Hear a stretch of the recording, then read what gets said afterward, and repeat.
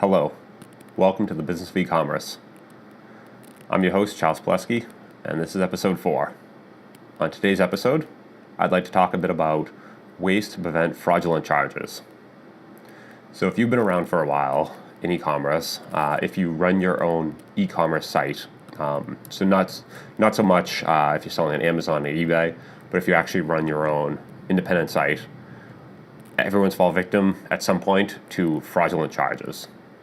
This is where somebody has made a purchase on your site using a credit card, which is not theirs.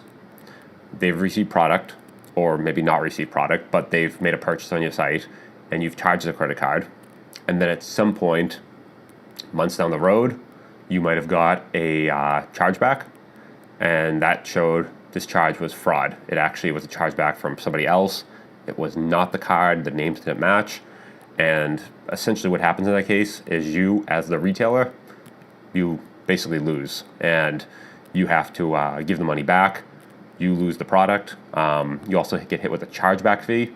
So it ends up costing you not just the amount for the order, but also then a chargeback fee on top of that. It also isn't good for your merchant account. So this is definitely something you don't want to happen. If you've been around for a while, it's happened to all of us, and when it happens, it's not good. But there are some ways to prevent it, and I'd like to kind of run through those real quick. Just some things I've personally found that work, that help, and might help you. So, the first thing is just some basic human monitoring on the orders that come in. So, if you're around for a little bit, you've seen orders come in, you start to know my average order price is X. Let's just say $200 is an average order. And you're able to then say any order above, 5 times that, make it, let's say $1,000 or even 500. Just put a number on that. If it's above X, there's some risk involved of this is a bit different. It's outside our norm. Doesn't mean it's fraud. It just means it's just outside the average order. What I've personally done is come up with a couple criteria and then had somebody, in my case it was a virtual assistant, monitor every order every day. If they met, let's say 2 out of 3 criteria, bring these orders to my attention immediately. And they came in every day at a certain time. I think it was 4 p.m. Eastern.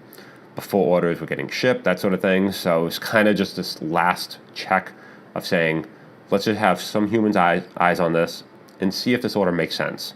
And if it doesn't, raise it to my attention. And then I did a little more forensics, and I'll get into that. So first, average order volume. That's something I always had them check. If it was above, and I set some number, and these are all numbers you kind of play with after a while, then that's one strike in the column. Second on the list was the billing and shipping addresses do not match. Again, it happens all the time, but if they don't match on a $10 order, it's very different than if they don't match on a $1,000 order. That's just something you want to keep in mind, and if you have an order that's both high value and the shipping addresses don't match, now you start to get into some sort of territory where this order just looks different, and it's something you want to then start really looking a little bit more into. Next is, let's say these don't match. Usually sending a quick email to the email address, you'll see that it bounces back. It literally could be a customer service email, just something very basic of checking that email to even see if it's valid. That right there, great indicator. Is this an order that is a good order? You don't have to send it. You don't do this on every order, but if it's a high-priced order, you're most likely, as a buyer, going to be checking that email address twice. If you put in a completely bogus email address, now it's time to get it real suspicious. So what happens next is, let's say this order, high-priced order, billing and shipping addresses don't match, the name on the billing address, the name on the shipping address don't match. It starts to get a little bit suspicious. You might have a VA just send a quick email, just reaching out, wanted to double check the billing and shipping address. Let's say that bounces back.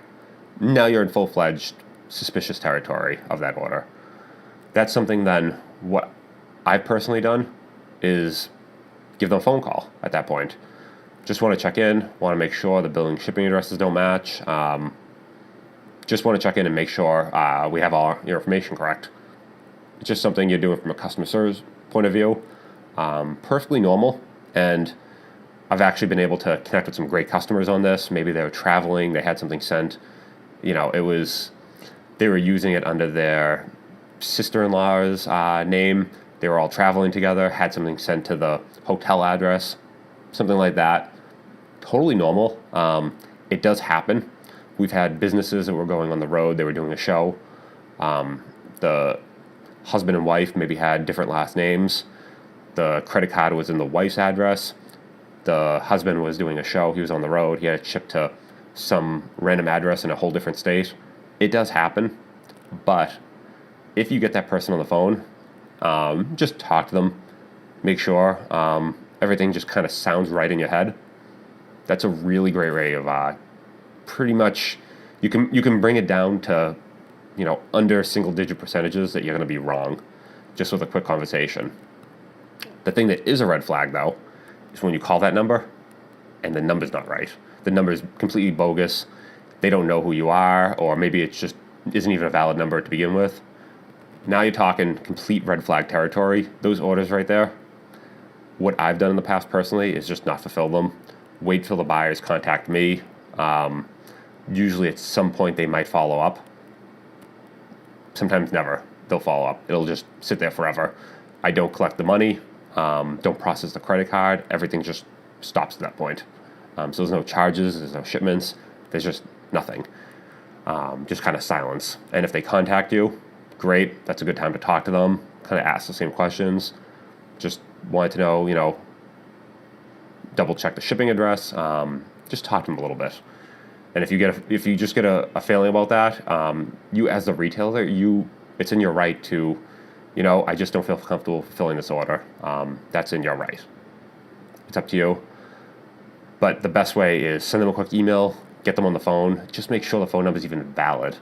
Because if it's not, there's a good chance there's something going on here that's just not right. And use the retailer. You're going to be the one on the hook, so it's up to you to put a stop to that and not fulfill that order. Some other issues are if the address itself is suspicious. So what is a suspicious address? If you just kind of Google for the address, you'll find very often, and a lot of services offer these, it's third-party services, the big carriers offer these, but they're mail forwarding addresses.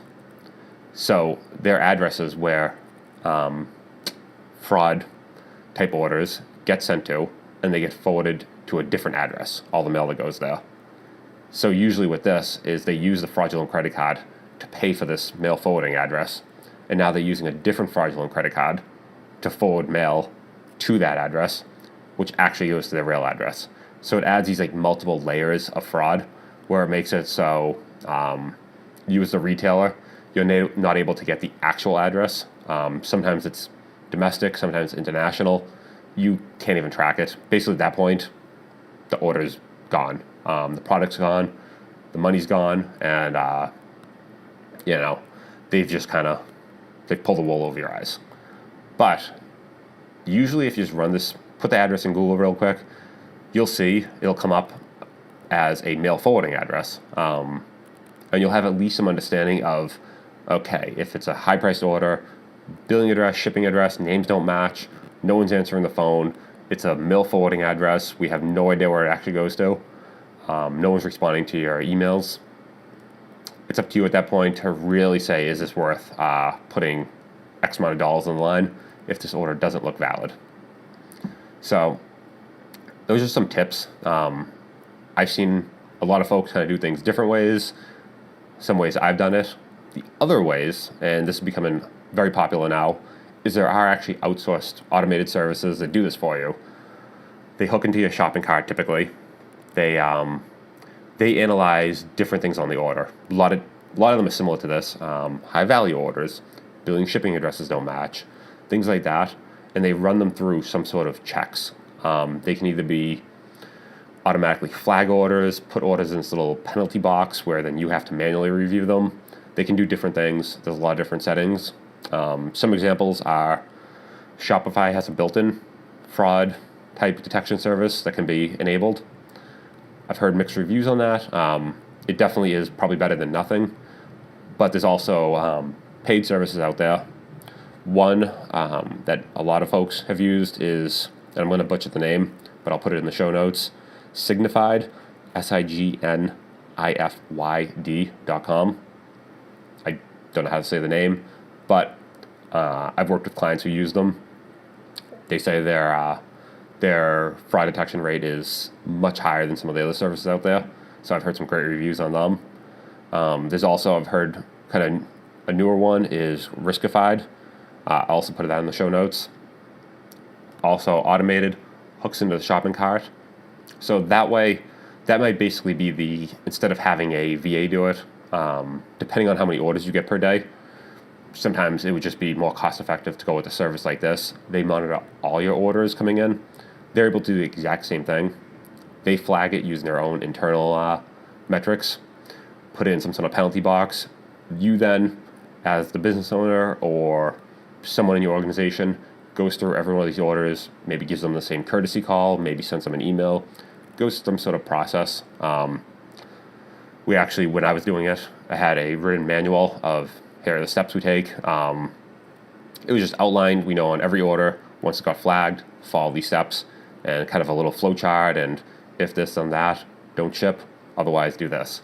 And we're able to, either myself or anyone here, was able to kind of run through and determine what was the next set of steps. And the nice part about that also, it was a kind of a living document where as we learned and as we got better at it, we were able to kind of update that document and keep those steps as something that always evolved over time. So we got better at it over time. And at first, we got a bunch of fraud charges all at once. It really hit. There was one month I remember, it was 2 or 3 in a month, and all of a sudden it was like, oh wow, we have to figure something out.